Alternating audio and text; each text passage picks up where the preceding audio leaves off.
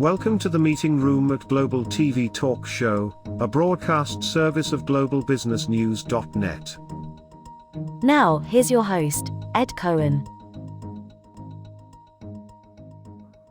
Hi, this is Ed Cohen, your broadcast host of Global Radio Talk Show. We're in the meeting room.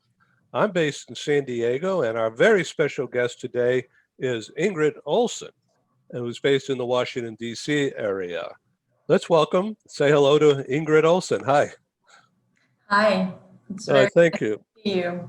Thank you for being our guest today. So this is a talk show, not a speech-making opportunity, a dialogue about you in a senior level as a people officer of a fast-growth, high-tech pharmaceutical company.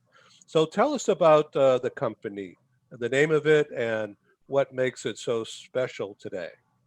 So I joined INOVALON about a year ago, and what is so special for me particularly is that it's been a very hot space. So providing data solutions in the healthcare space is a very, very interesting place in the tech market today. And I love being in a technology growth company. I have had the good fortune to be in two previous to this one. And the excitement of being in a growth company and being in a space that has such a cutting edge is what it's all about for me. So it's all about data, big data. Yeah. Okay, so who wants this big data? Why is it hot?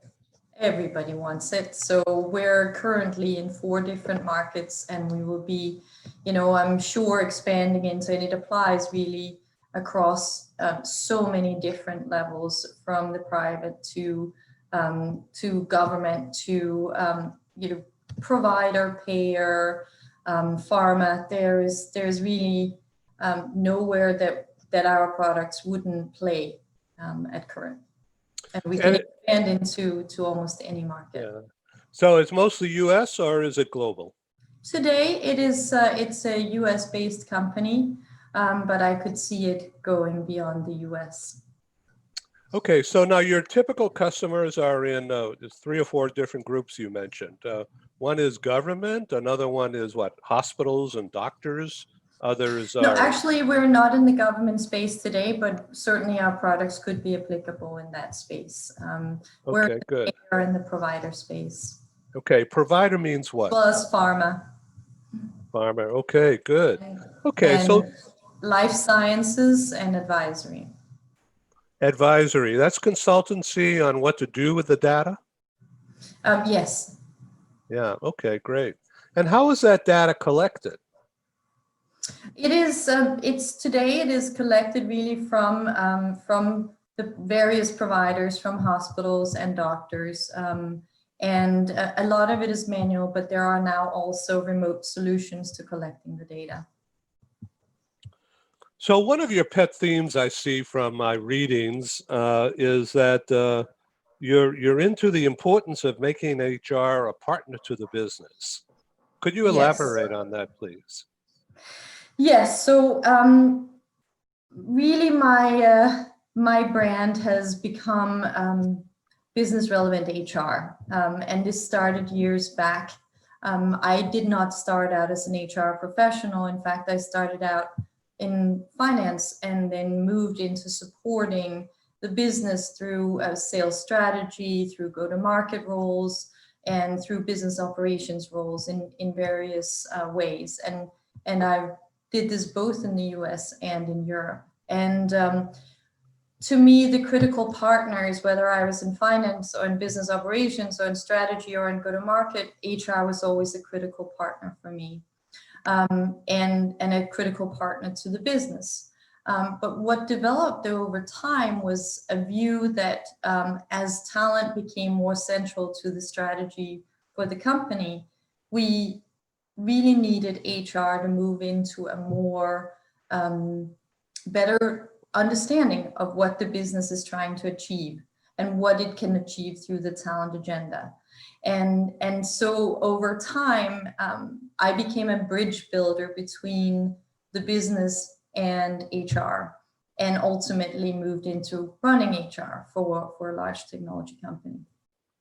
Okay, now when you say a bridge and a seat at the table, those kinds of things, those kinds of philosophies and action points, this has to do with finding, securing the right talent for the right position at the right time. Yes, it's the entire spectrum of the talent agenda, but it really starts with how do we find and acquire the right talent? Because in fast-moving technology companies, particularly on the sales side, an empty seat is, an instant hit to the top line. So, it starts with how do you attract? There's fierce competition for talent in technology, in every area of technology. And how do you attract the talent to come to you? What is it that makes you a better employer or differentiates you or helps you sell better to that talent so that you acquire it? And then once it's there, how do you retain it? How do you keep people so that you don't have empty seats? How do you move them through the organization so that they continue to develop and grow and be ever more valuable to you? And also, how do you create a pipeline so that you have your own feeder system for your talent? Those are some of the first things you want to grapple with. These are some of the first things you need to solve for. So a lot of the talent is not now in your employ. It's somewhere else. They're probably not looking for a job, and they may not be in the U.S., right? That is true. That is true. And even for us, even though we are starting to avail ourselves of talent outside of the US as well. Yes. In fact, I myself came from Europe. Yes. Okay. So tell me about the way that you are attracting talent from outside the U.S. Let's just say from another large company similar to what you're doing, or from a university or from a medical establishment. So to me, one of the critical selling points is growth. So when you're in a technology company that's in a growth space, that is a very attractive thing for talent to join. First of all, it drives great excitement within the workspace. Being in a growth space, there's always challenge, there's always a new goal to reach, there's always something happening, and it requires a certain level of agility, and a lot of people actually enjoy that within their work. Rather than having something stagnant, they love being part of a growth environment. The second thing about growth that is so attractive is it sort of is like a wave that you can ride and grow your career. So for newer talent, new entrants into the talent market, whether they're from universities or wherever, really can have a sort of a lift to their career through coming into a growth company. So for me, one of the critical selling points at the moment is that we're a growth company. So I look, just as an aside, I looked at your bio and it says that you went to Northeastern University in Boston, and I'm from Boston originally. Oh, cool. Where in Boston are you from? Well, I grew up with my family in Brookline, which is adjacent. Oh, yes, I know Brookline well. Yeah, and Yeah. the last 10 years I lived in Boston was in an apartment in the Prudential Center in Back Yes. Bay. Yeah. Yes, I know the Prudential. I lived. I could see the Prudential Center from my apartment, actually. I bet over in the South End, or what they call Yeah. the South End. Yeah.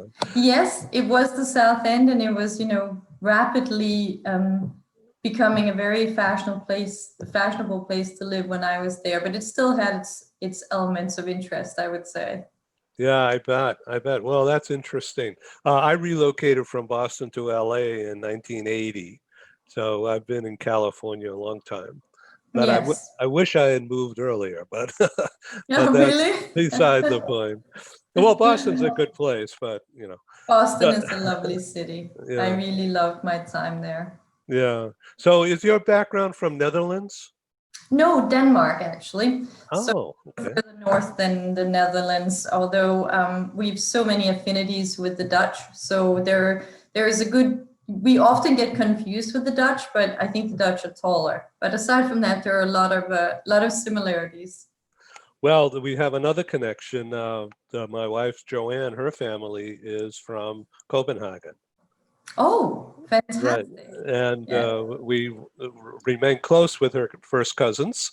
And they've been here and we've been there. And we exchange messages on Facebook and whatever. So we stay in touch. And we look forward to Yes. going there again someday Yes. when they let us in. Yes, in fact, that yeah, I could probably get in, but then I would be stuck there for a while. So Yeah. it's a funny time for travel. Oh, and now a word from our co-sponsors. Our programs wouldn't happen without the wonderful support of our advertisers. Here they are.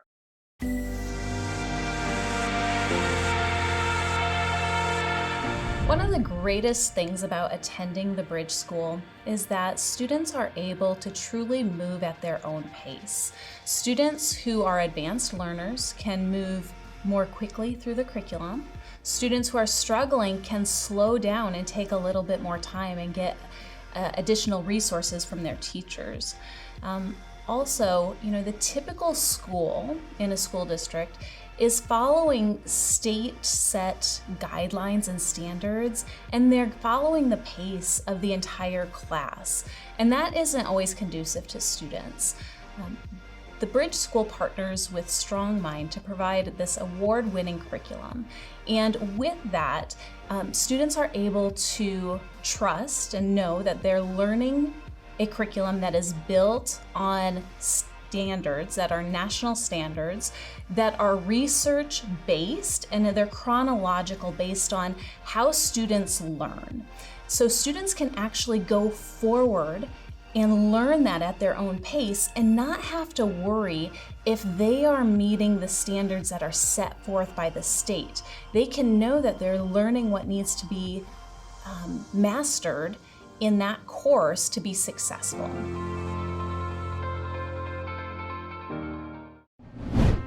This episode of Global TV Talk Show is brought to you by The Bridge School, the accredited international online private school of choice at bridgek12.org. Porch Light Rental and Destination Services. Reduce renter lump sum or managed relocation costs. Find them at porchlightrental.com. CubeMonk, featuring the world's first smart cube. Welcome to the future of moving and relocation at cubemonk.com. Primestone Partners, featuring corporate, government, and developer housing solutions. Find them at primestonepartners.com. And by Airs. With our full range of services, we can help design and manage your international relocation. Find us at airs.com. And by International Auto Source. We are the vehicle experts for expats, featuring all major brands of automobiles. On the web at intlauto.com. Hi Rob and Eva. I just want to say thank you guys to support me to purchase my new vehicle here in USA. And we are enjoying a lot this new vehicle, Mateo as well. Say hello Mateo to Rob and Eva. And thank you so much. Have a good day. Bye bye. As an expat moving to the USA, relocating is exciting, but it can also be stressful. Getting a car, truck, or SUV for personal transportation is usually a high priority. That's where International Auto Source comes in. We make getting the vehicle you want for your work assignment or academic program easy, so you're ready to drive when you arrive. Our product specialists have helped over 50,000 expatriates with their personal transportation needs, making us the largest international auto retailer in the world. International Auto Source gives you flexible payment options to buy, lease, or rent a vehicle from the world's leading auto brands, arrange financing on a purchase or lease without a U.S. credit history, social security number, or driving record, get full insurance coverage, and get approved easily through our low-rate factory-backed financing programs. And because we're an authorized distributor of the world's leading automotive brands, our no-haggle prices are competitive, and and the buying experience is hassle-free. We'll even guarantee your new vehicle will be ready the day you arrive. With over 20 years of experience in the global community, we are the vehicle experts for expats. We are International Auto Source.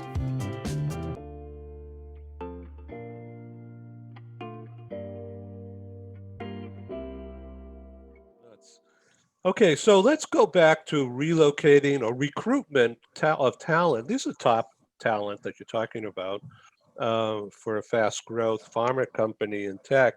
You'd have your pick of the lot, I would think. But you're going to recruit and reload people when it's possible. So that's a very expensive proposition. It has to be done just right. If you're talking about international reloads, then of course, yes, that is a very rich area in terms of the expenses associated with that. But it can also, in my case, I actually came with 2 suitcases and just move straight into it. And for me, the differentiator was that the company is in this very exciting space, and it just had the feel for me of the place to be, a company absolutely on the cusp of greatness, and so far that has played out. We've had a year of very consistent execution, and the company is really starting to have liftoff. So for me, I don't think I was the most expensive relo ever, and I think that's part of what we do is we attract people and they flock to this exciting company. Okay, so let's talk about the kinds of people that you're looking for now, because your specialty in making your role business relevant to the bottom line is that there's trackability, there's measurement, and of course we know that if you can measure it, hey, the C-suite loves that. And so that's where the relevance link is for sure. So how are you managing costs in this work from home, work from anywhere environment? Well, actually, there is less cost in certain ways at the moment because, working from home, work office we have much less travel, we have much less entertainment. We certainly are saving in some ways on office costs from people working from home. So cost is not the main issue for a company in our space at the moment. And certainly working from home is having its own, if temporary, but it's having its own benefits in terms of costs.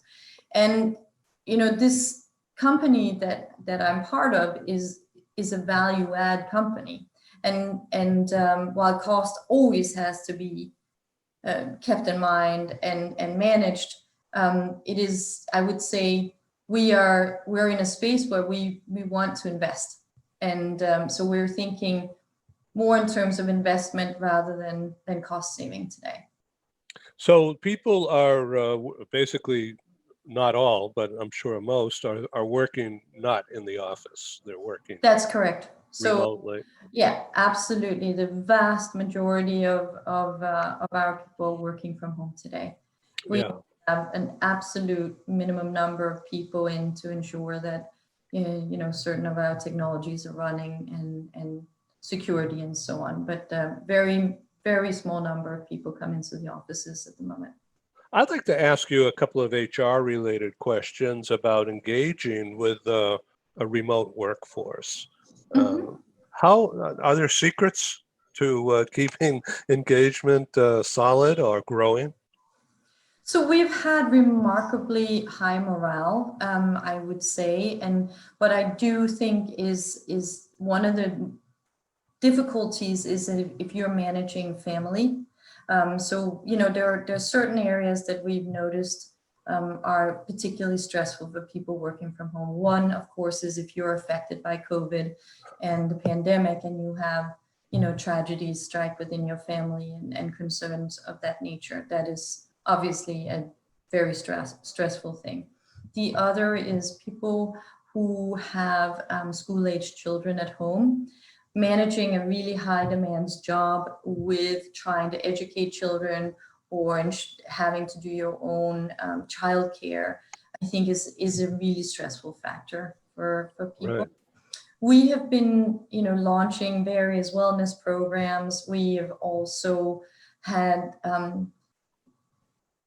tried to engage with people through ensuring we do, happy hours of some kind or team get-togethers, more all-hands meetings, more team meetings, more team check-ins. Coffee with your team in the morning on virtually can actually be a great thing. I did that with my team. We'd just have a cup of coffee for half an hour blocked every morning, talk about, who went jogging, what happened yesterday, who's getting dressed up for Halloween, just trying to stay connected with people and not have every conversation be a business conversation, but also have, mix it with things that engage people in a different way. But it is, I would acknowledge that this is a challenging area. And I know that some companies have added social workers or psychologists, and in fact, I'm part of a forum where we discuss these things and try to share ideas about how to keep people engaged. So healthcare is a big business, of course, and now it's every day in the news. So to what extent is your company involved with the viruses and tracking or information gathering and applications of that info? So it's not part of our core business, but we've certainly been asked to participate in various ways. Yeah, okay. I'm not asking for any secrets or anything. I would just think that you're right into it now with all this expertise. Yeah. Okay. So what's next? Do you have an executive development plan, or is it, how does that work today? So one of the really interesting things about joining this company has been that a lot of it we have to build. So when you join a company that is growing leaps and bounds, and you're going from 100 million to 250 million to 500 million to 650 to 7 and heading towards $1 billion, then what you had yesterday is not going to keep up tomorrow. And one of the most interesting things about working with INOVALON is really building those things that are going to be needed for the future. And that is what next year is actually going to be the year of development for us. So we're going to be we put in place a lot of self-managed learning this year for the broader population of the company. And we're going to be working very focused on our succession planning and how to do our development of people coming up through the ranks and ensuring that we have strong bench for our leadership next year. Right. So there's a lot of communications across silos, a lot of stakeholders that you have to deal with. Yes. Yeah. That is always the case. And the more you can avail yourself of ensuring that you have the viewpoints of everyone across the board, the more you actually can, you learn from that. And you also have the opportunity to create a product that will address more, right? So you learn something. And we have, in INOVALON, we have, a really broad range of the type of employees that we have, right from call center employees through to advisory services. So very, very different population. Yeah, really. To find things that work for all is an interesting proposition. So if we can talk about technology, AR and VR and artificial intelligence, how are you guys getting into that? There must be applications. There certainly are things that we are working towards. Absolutely. Yeah, interesting. Okay, I needed to ask that just to stay current. Okay. Well, I really enjoyed this brief conversation with you. It's really a pleasure to meet you and to learn about your objectives about business relevance of HR and from a bottom line point of view, not a feel-good point of view, right? That is where HR needs to go. Yeah. And what has brought me to the field of HR is that aspect of it. Is, to me, HR is one of the, or has been one of the most underutilized levers that the business can pull for competitive differentiation, actually. Like the better you do on the talent side, the more you can avail yourself of the best people out there, the more competitive edge you will actually have. And that has been one of the things that I've worked towards in my roles in HR, is to develop HR into a strategic differentiator for the company, and a lever that has been underutilized and undervalued in the past into something that, just like marketing and other areas, where the company has to fine-tune every single dial to eke out whatever it can competitively, and HR being one of those. And I think in the past that is not always how HR has been used. So a lot has to do with the culture. So what you've been Yeah. able to do is to be a consultant to the different department heads and people within them. Yes, for certain. But understanding the business strategy is at the heart of that. Understanding what is the business trying to achieve and how do you apply the talent agenda into that. And also for the business to learn to put the talent strategy as one of its pillars. It has to be, it's a foundational pillar within the business strategy to succeed. And so it's a two-way street. It's actually a two-way street. So it's all about people. Yes, so we all work for people companies. Yeah. We just happen to be in the technology space.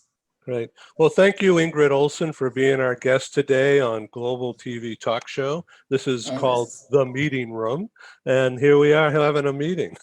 I would be very happy to join you again sometime. Thank you. For the time. It's been a pleasure being here. Thank you, Ingrid Olson. Okay, this is Ed signing off in San Diego. Thank you for joining us in the meeting room at Global TV Talk Show. Have a wonderful day, and stay safe.